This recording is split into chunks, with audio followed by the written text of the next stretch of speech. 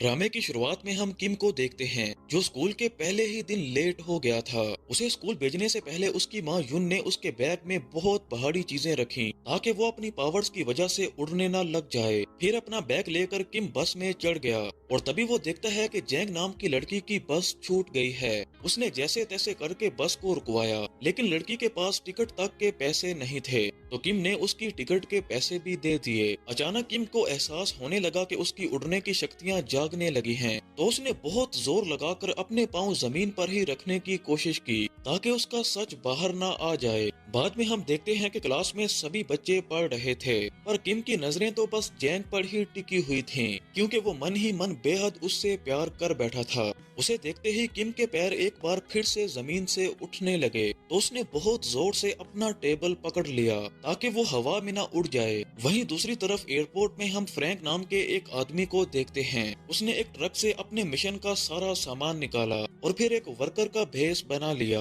तभी ये खुलासा होता है कि फ्रैंक एक सीरियल किलर था जिसे एक सीक्रेट कंपनी ने उन लोगों को मारने के लिए रखा था जिनके पास सुपर पावर्स हैं। स्कूल खत्म होने के बाद सब बच्चे अपने अपने घरों में वापस जा रहे थे और तभी ली नाम का एक लड़का जैंग को रोक लेता है और कहता है कि आओ मैं तुम्हें स्कूल की जिम दिखाता हूँ, क्योंकि जैंग स्कूल में नई आई थी, इसीलिए टीचर्स ने ली को जैंग को स्कूल दिखाने का जुम्मा दिया था। वहीं दूसरी तरफ फ्रैंक अपने पहले शिकार जिम चिंग के ऑफिस में पहुँचता है। जिम चिंग उसे देखते ही समझ गया कि ये कोई बहरूपिया है। जिम चिंग ने उसे अकेले में ले जाकर पूछा कि वो उसका असली नाम कैसे जानता है, तो फ्रैंक ने उसे बताया कि कंपनी ने तुम्हें मारने के लिए मुझे यहाँ पर भेजा है। ये सुनकर जिम चिंग बहुत गुस्से में आ गया और उसने अपनी पावर्स दिखाना शुरू कर दी। फ्रैंक ने जैसे तैसे करके उसको मारने की कोशिश की लेकिन जिम चिंग ने उसको बहुत मारा। तभी फ्रैंक ने जिम चिंग के चश्मे का कांच तोड़ दिया जो सीधा उसकी आंख में जाके लगा। फिर उसने मौका देखकर एक पेन की मदद से उसकी छाती पर हमला किया और उसके दिल पर वार करके उसे वहीं मार डाला। आखिरकार उसने जिम चिंग की लाश को खिड़की से बहुत दूर फेंक दिया और इसी तरह उसका पहला टास्क पूरा हुआ। फिर वो अपने ट्रक में लौट आया और अपने फोन से टास्क पूरा होने की खबर दी। उधर किम की माँ यून घर की साफ सफाई कर रही थी। उसने अपना मोबाइल निकाला तो वहाँ पर जिम चिंग के खून की खबर फैली हुई थी और इधर स्कूल खत्म होने के बाद भी जैंग पढ़ाई कर रही थी, क्योंकि उसे स्कूल के बाद बेस्ट कॉलेज में जाना था, मगर वहाँ की फीस बहुत ज्यादा थी, इसीलिए मन ही मन में जैंग ने उम्मीद ही छोड़ दी थी। जब उसके फादर ने उससे पूछा कि क्या तुम्हें पैसों की जरूरत है, तो उसने झूठ बोल दिया और कहा कि नहीं, मुझे तो बस स्कूल यूनिफॉर्म खरीदने के लिए कुछ पैसे चाहिए थे। इसके बाद हम मिनोंग चुंग नाम के एक आदमी को देखते हैं जो नेशनल सिक्योरिटी एजेंसी का डायरेक्टर था। जब उसे जिम चिंग के मर्डर की खबर मिली तो उसकी मैनेजर उसको कहती है कि ये तो नामुमकिन है और फिर भी वो इस खबर को सोशल मीडिया से हटाने की पूरी कोशिश करेगी। मगर मिनोंग जानता था कि शहर के सभी सुपर पावर्स वाले लोगों पर खतरा मंडरा रहा है, इसीलिए उसने अपनी मैनेजर को खुफिया हथियारों को तैयार करने का ऑर्डर दिया। उधर किम की माँ यून ने उसके लिए खाना बनाया और वो उसको खाकर सोने चला गया, मगर वो जैंग के ख्यालों में इतना ज्यादा खो गया कि उड़ते हुए छत पर जा लगा। इसके बाद यून अपने टेबल पर बैठी और वहाँ से एक खुफिया बंदूक निकालकर उसको दोबारा से असेंबल करने लगी। असल में उसे शक था कि जिम चिन की मौत की खबर को दबाया जा रहा है और हो सकता है कि वो कातिल बाकी खास शक्तियों वाले लोगों के पीछे भी जाए। इस दौरान यून को अपनी कई साल पहले वाली जिंदगी याद आई जब वो किम को अपनी पीठ पर बिठाकर शहर में घूमा करती थी, क्योंकि उसके पास रहने के लिए कोई जगह नहीं थी। फिर एक दिन एक सुनसान शेड के मालिक ने उसे रहने के लिए जगह दी और जैसे जैसे टाइम गुजरता गया यून ने अपने बेटे के लिए एक बड़ा सा प्ले हाउस बनाया और साथ ही कई सेफ्टी नेट्स भी लगाए ताकि किम अपनी उड़ने की शक्ति को काबू करना सीख सके। मगर प्रॉब्लम ये थी कि किम समझ नहीं पा रहा था कि उसकी माँ क्या कहना चाहती है और इसी वजह से उसकी ट्रेनिंग काफी मुश्किल से हुई। मगर फिर भी यून ने हिम्मत नहीं हारी और कई महीनों की मेहनत के बाद उसने इस बड़े से शेड को एक रेस्टोरेंट में बदल दिया और उसका काम अच्छा चलने लगा। उसी समय से उसने किम को बाहर खेलने से मना कर दिया और इस बेचारे ने अपना पूरा बचपन टीवी देखकर ही गुजारा और अक्सर वो टीवी में सुपर हीरोज की मूवीज ही देखा करता था। इसीलिए अब उसे भी लगने लगा कि वो भी कोई सुपर हीरो है। अब उसने सबको अपनी शक्तियां दिखाने के लिए अपने स्कूल के दोस्तों को बुलाया और उनके सामने उड़ने लगा। उसे उड़ता हुआ देखकर उसके दोस्त काफी ज्यादा खुश हुए और किम भी आखिरकार अपना राज बताकर बहुत खुश हुआ। पर वो ये नहीं जानता था कि स्कूल के प्रिंसिपल ने उसको देख लिया है। इसके बाद शाम को किम के एक दोस्त ने उसी की तरह उड़ने की कोशिश की ताकि वो भी बाकी बच्चों को इम्प्रेस कर सके, पर वो फिसल कर गिर गया और उसे बहुत चोटें आईं। इसके बाद यून को स्कूल में बुलाकर उसकी काफी शिकायतें की गईं और यून को बेवजह ही उनसे माफी मांगना पड़ी। किम को एहसास हो गया था कि उसकी माँ को उसकी वजह से कितना ज्यादा शर्मिंदा होना पड़ा, तो वो बेहद दुखी हो गया और छत पर जाकर रोने लगा। मगर अचानक उसकी कमर से बंधी रस्सी टूट गई और वो तूफान में उड़ गया। मगर एन वक्त पर यून वहाँ पर आ जाती है और रस्सी खींचकर अपने बेटे की जान बचा लेती है। इसके बाद सीन प्रेजेंट में आ जाता है और यहाँ पर किम और जैंग स्कूल में लेट हो जाते हैं। मगर गार्ड ने देखा कि वो कुछ ही सेकंड्स लेट थे, इसीलिए उसने उनको अंदर जाने दिया। और इधर फ्रैंक एक लाइब्रेरी में आ जाता है और वहाँ का दरवाजा बंद करके मालिक के सामने जा खड़ा हुआ। उसने मालिक से पूछा कि क्या वो पहले बंक के नाम से जाना जाता था, तो उस आदमी को एहसास हो गया कि अब मुझे खतरा है, तो इसीलिए उसने अपनी बिजली की शक्ति का इस्तेमाल किया और सभी लाइट्स को ऑफ कर दिया।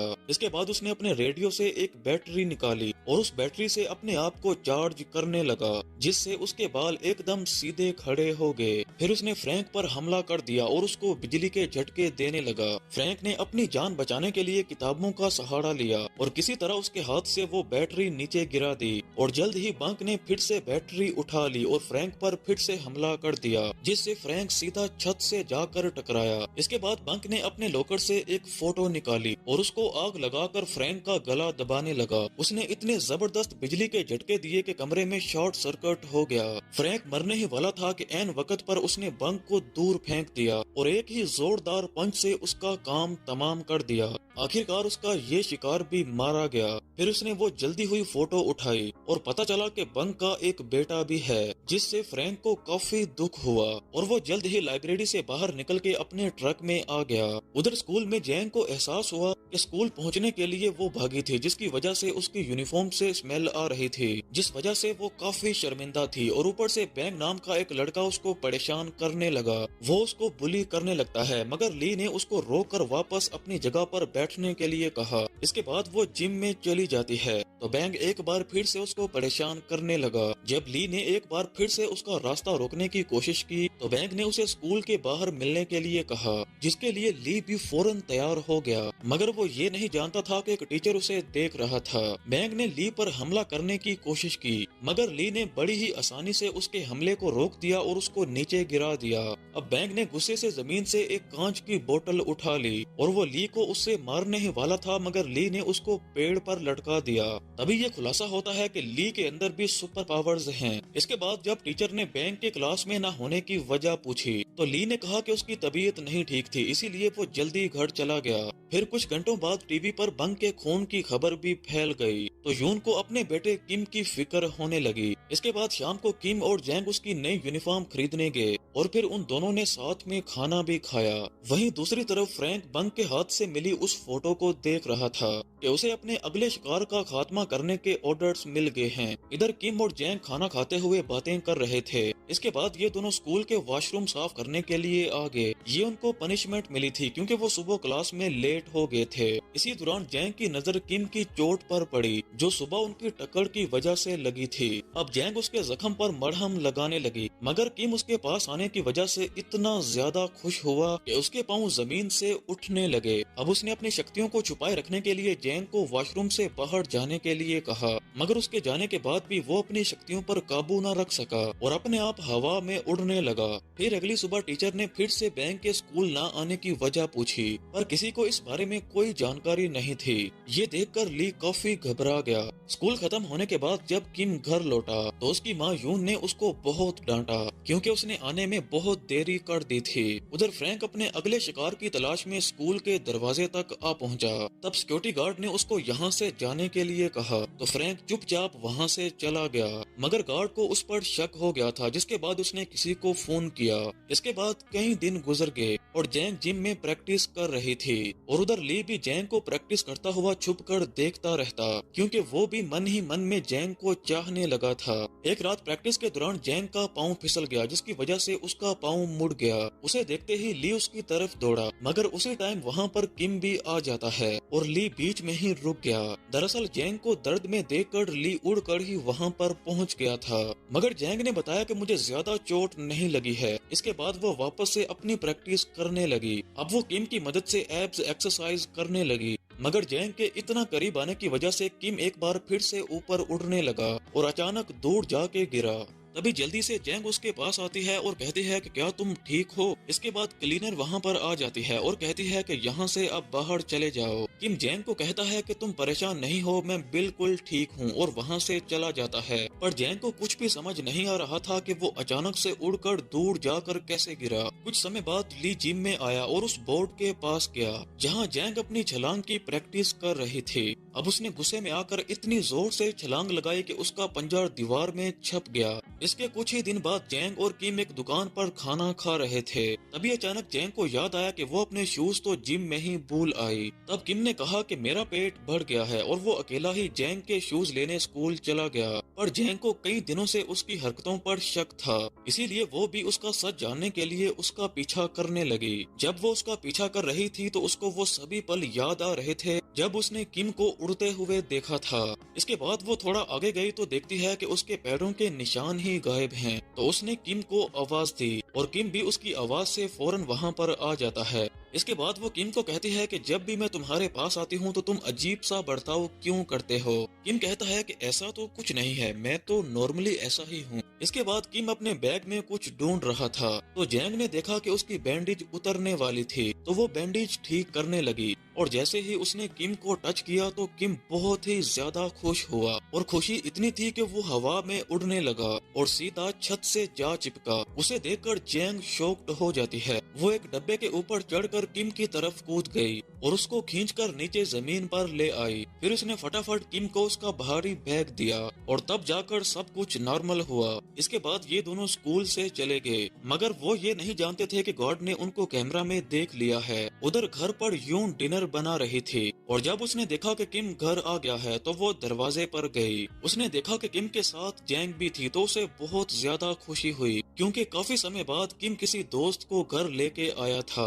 वहीं दूसरी तरफ फ्रैंक एक ब्यूटी सैलून जाता है। वहाँ पर उसकी मुलाकात होंग नाम की एक लड़की से हुई। फ्रैंक ने उसे अपना हेयर कट करने का कहा और तभी वो उसको कहता है कि मैं तुम्हारी सच्चाई जानता हूँ। उसने होंग को नाजू कहकर बुलाया, जो कि उसका असली नाम था। ये सुनकर फौरन नाजू ने उस पर कैंची से हमला बोल दिया, मगर फ्रैंक ने भी उसी पल खड़े होकर उसको जमीन पर पटक दिया। तभी ये भी खुलासा होता है कि फ्रैंक के पास भी सुपर पावर्स हैं। उसे जब भी चोट लगती है तो वो फौरन ठीक हो जाता है। जैसे ही उसने अपने चेहरे से कैंची बाहर निकाली तो नाजू उस पर गोलियां चलाते हुए दूसरे कमरे में चली गई। फिर उसने बड़ी बंदूक निकाली और यहाँ पर हमें ये भी पता चलता है कि वो दीवार के आर पार भी देख सकती है और तब उसने गोलियां चलाना शुरू कर दी। इधर फ्रैंक भी नाजू का काम तमाम करने के लिए दौड़ा और दीवार तोड़कर नाजू पर कूद पड़ा, मगर नाजू ने एक बार फिर से उस पर गोलियां चला दी और जल्दी ही उसे एहसास हो जाता है कि इन गोलियों का फ्रैंक पर कोई असर नहीं हो रहा। तो वो फौरन किचन में गई और अपनी खास बंदूक निकाली। जल्द ही उसने कमरे में मौजूद पाइप्स पर गोलियां चलाना शुरू कर दी, जिससे वहाँ पर बहुत ही ज्यादा गैस हो जाती है। इसी धुएं की आड़ में छुपकर नाजू ने फ्रैंक पर गोलियां चलाना शुरू कर दी। इस दौरान नाजू को भी गोलियां लग जाती हैं, लेकिन फिर भी उसने अपनी बड़ी शॉटगन निकाली और फ्रैंक पर जोरदार वार किया, जिससे वो दूर जाकर गिरा। इसके बाद नाजू उसके पास जाती है और शॉटगन से उस पर वार किया। तब फ्रैंक जल्दी से एक साइड में जाकर छुप गया ताकि उसकी शक्तियां जल्दी से उसके जख्मों को सही कर दें। ठीक होते ही उसने फिर से नाजू पर हमला बोल दिया। उसने नाजू को एक जोर से किक मारी और फिर उसका गला दबाने लगा। तब नाजू ने अपनी कैंची से उसकी टांग पर वार किया और फिर उसी कैंची से उसके गले पर भी वार किया और फ्रैंक उसके हमले को रोक लेता है और उसका गला दबाते हुए उसको कहता है कि मुझे बताओ कि सभी सुपर पावर्स वाले लोग अपने बच्चों को क्यों छुपा रहे हैं। नाजू अपनी आखिरी सांसें ले रही थी, लेकिन फिर भी उसने कुछ नहीं बताया। उसने कहा कि तुम एक आम किलर हो और बहुत जल्द मरने वाले वाले हो। फ्रैंक ये सुनकर गुस्से में आ जाता है और नाजू के गले में कैंची मारकर उसको मार देता है। वो कहता है कि चाहे तुम अपने बच्चों का पता मुझे ना बताओ, मगर जब तुम मरोगी तो तुम्हारे फ्यूनरल पर तो वो जरूर आएंगे। उधर किम और जैंग रूम में बैठकर खाना खा रहे थे कि तभी किम एक बार फिर से उड़कर छत पर जा लगा तो जैंग ने फिर से उसके नीचे आने में मदद की। कुछ समय बाद वो अपने घर चली गई तो यून ने देखा कि जैंग अकेली ही चली गई थी। उसने किम को खूब डांटा और कहा कि जल्दी से जाओ और उसे उसके घर छोड़ के आओ। अब किम अपनी शक्तियों की मदद से जल्द जैंग के पास आ जाता है। उसे देखकर जैंग बहुत खुश हुई। फिर अगले दिन किम जैंग के साथ प्रैक्टिस करने आता है तो जैंग ने उसे बताया कि वो अपना पिछला स्कूल छोड़कर नहीं आई। असल में उसने एक साथ 17 लड़कियों को मारा था, जिस वजह से मुझे स्कूल से ही निकाल दिया गया। एक दिन उसके पिछले स्कूल में उसकी क्लासमेट को कुछ लड़कियां परेशान कर रही थीं। उन्होंने उसकी बेइज्जती की और उसको नीचा दिखाया और इसीलिए जैंग ने गुस्से में आकर उन सभी लड़कियों को स्कूल के बाहर मिलने के लिए कहा। इसके बाद शाम को सभी बच्चों ने मिलकर इस फाइट को देखा जहां 17 लड़कियां एक साथ जैंग पर कूद गई थीं। लेकिन जैंग को किसी वार से कोई फर्क नहीं पड़ा क्योंकि उसमें भी अद्भुत शक्तियां थीं। उसने हिम्मत नहीं हारी और सभी की हड्डियां तोड़ दी। आखिरकार वो सबको हराने के बाद वो लीडर की तरफ बढ़ी जो उसे अपनी हील से डराने की कोशिश कर रही थी, मगर जल्दी ही लीडर समझ गई कि जैंग को कोई असर नहीं होने वाला। अब वो डर के मारे जोर जोर से चिल्लाने लगी और तभी उस वक्त उस लड़की का बॉयफ्रेंड वहाँ पर आ जाता है और उसने एक बेसबॉल बैट से जैंग पर हमला कर दिया। वो उसे जमीन पर गिराकर बार बार मारता रहा, लेकिन फिर जैंग ने एक पत्थर उठाकर लड़के के पाँव में दे मारा और उसी के बैट से लड़के के सर पर वार कर दिया। और इस घटना के बाद जैंग को स्कूल से ही निकाल दिया गया और उसके फादर को मामला सुलझाने के लिए काफी पैसे भी देने पड़े। उधर नाजू के फ्यूनरल पर फ्रैंक उसके बच्चों से मिला, लेकिन उनसे अपनी मॉम के बारे में प्यारी प्यारी बातें सुनकर फ्रैंक का दिल टूट गया और उसने उन्हें मारने का प्लान कैंसिल कर दिया। इसके बाद हम देखते हैं कि फ्रैंक ने जिस बिजली वाले आदमी को मारा था, अब उसका लड़का फ्रैंक को ढूंढ रहा था। उसके अंदर भी अपने फादर की तरह खास शक्तियां मौजूद थीं। इस ड्रामे का पहला सीजन यहीं पर खत्म हो जाता।